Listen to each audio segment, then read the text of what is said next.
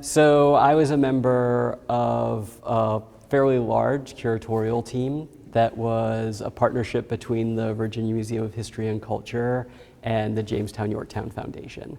And so my role was to participate in content development.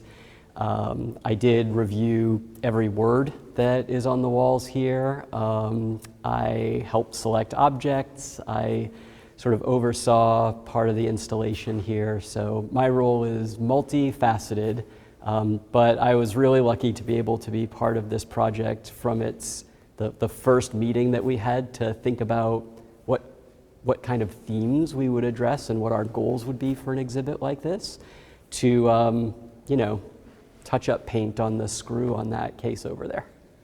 Was there any, did you guys talk about, like, we gotta get this right? This is the first in the nation, we're, honoring, and this is gonna go along with Patrick Henry's big speech, 250th anniversary. Was there any, pressure behind that? Like, we can't mess up. That's a great question.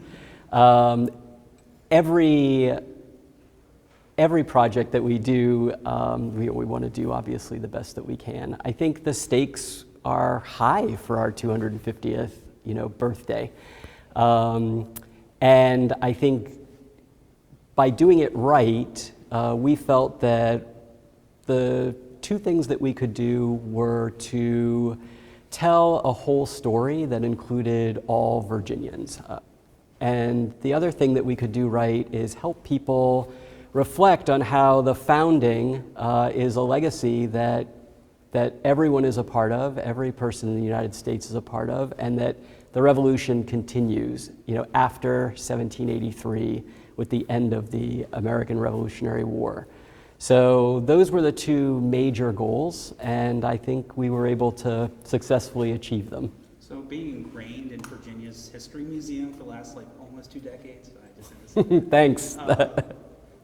Did you learn anything new when doing this? Oh, that's a great question. I learned a lot of new things as a result of working on this project. One of the things that I think, let me say that again. I think that everybody has some sense of the American Revolution at some level. I mean, know that the event occurred, know that it was somehow involved in the founding of the United States. But despite even being expert on the subject, every time we do an exhibit, we learn new stories from the archives or stories that are known by other historians and shared that it's just impossible to know everything about a subject. So every time we talked, I was learning something new about an individual and their experience, or the existence of a particular object that I wasn't familiar with, either in our collection or in another collection that we were able to bring here. And I was very enthusiastic about that. And I think others will be too. People who come and think they know the story of the revolution may not know these specific stories of the revolution.